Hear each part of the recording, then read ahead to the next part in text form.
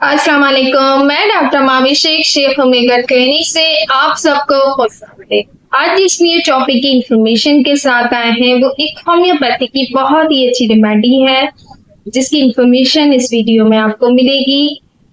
इसमें जिस डिजीज की बात हम करेंगे वो एक प्राशा की बीमारी के नाम से जानी जाती है कि जिसमें इनवॉलेंट्री मूवमेंट का हो जाना यानी कि गैर इरादी तौर पे हरकत का बॉडी में पेन हो जाना, जैसे कि आपको एक्सट्रीमिटीज यानी कि आपके हाथों में एकदम से मूवमेंट का आ जाना, आंखों के अंदर धड़कन का आ जाना यानी कि पंपिंग कर देना, आइज को एकदम से आंखों की धड़कन का हो जाना। इसमें क्या होता है कि ये एक न्यूरोलॉजिक कंडीशन होती है जिसमें पेशेंट को असाबी कमजोरी होती है और असाबी कमजोरी होने की वजह से ये इनवॉलेंट्री मूवमेंट आती है जिसमें जो फर्स्ट आपको मूवमेंट लगेगी वो ये ऐसा होगा कि जैसे पार्किंसन की एक डिजीज ये होती है कि अगर हमने एक स्टेप उठाया तो नेक्स्ट हम कैसे उठाएंगे। इसी तरीके से इसमें ये होता है कि अगर आप कुछ कर रहे हैं तो इनवॉलेंट्री आपको मूवमेंट लग जाएगी यानी कि आपके हाथ लरसना शुरू हो जाएंगे,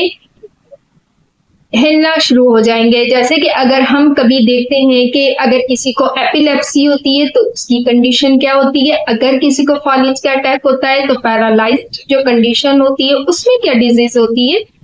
और जैसे कि कुछ लोगों को हम देखते हैं कि उनको हाथ पांव शेकिंग करते हैं यानी कि उनको मूवमेंट नहीं होती। बहुत सारे लोग ऐसे हैं जिनको स्पाइनल कोर्ड पे इफेक्ट होता है यानी कि माइंड असाबी कमजोरी ऐसी होती होगी। बहुत सारी दफा आपने ये सुना है कि बहुत सारे लोगों को सर्वाइकल पेन हो गया जिस पर स्पॉन्डिलाइटिस भी तकलीफ बहुत ज्यादा हो जाती है, जिसमें आपने कभी सुना होगा लोगों के मुंह से कि मैं नॉर्मल लैंग्वेज में जो आपको बताई हूँ कि नसों का दब जाना या किसी एक नस की दबने की वजह से क्या होता है कि आपकी एक साइड की मूवमेंट रुक गई। सपोज कि अगर आपकी कोई नस दब गई है तो कभी आपको मुंह में तकलीफ हो गई, कभी आपको उठने बैठने में आप रह गए। हालांकि ये अटैक्स नहीं है लेकिन क्या कि सर्कुलेशन का रुक जाना इसकी वजह से भी ये इश्यूज होते हैं। जहां पे हम बात करते हैं कि इनवॉलेंट्री मूवमेंट की, उसमें क्या होता है कि आपको कभी आईसाइट बहुत ज्यादा मूव करने लग जाएगी। कुछ लोगों का आपने देखा होगा कि उनके मुंह से स्पाइल का आना भी हो जाता है।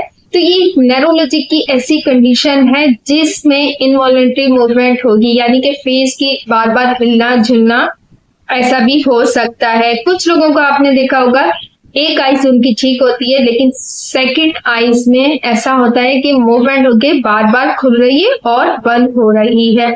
इसी तरीके से फिंगरिंग में आ सकता है, ये पूरे हैंड में, पूरे शोल्डर में ऐसे आ सकता है। ये इसमें क्या होता है कि पेशेंट को वीकनेस होती है असाबी और असाबी कमजोरी होने की वजह से ये होता है। इसमें एग्रीकास जो मेडिसिन मैं आपको होम्योपैथी की बता रही है उसको depend on the condition, patient आपके पास किस सिचुएशन में, किस कंडीशन में, किस सिम्टम्स के साथ आया है तो हम उसको उसी के बिहाफ पर मेडिसिन यूज करवाएंगे कि वो एक्यूट कंडीशन का पेशेंट है हमारे पास या वो क्रॉनिक केस का पेशेंट है हमारे पास, फिर हम उसको उसके हिसाब से मेडिसिन रिकमेंड करेंगे।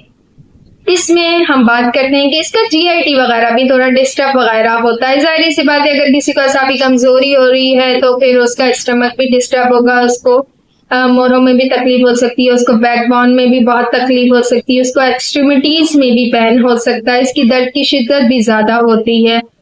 इसी के साथ मैं इजाजत चाहूंगी। Next topic, next video, next information के साथ मुलाकात करेंगे। शेख ओमेगा चैनल को सब्सक्राइब नहीं करा तो सब्सक्राइब कीजिए, लाइक कीजिए, इंफॉर्मेशन को शेयर कीजिए। डॉक्टर माविशेख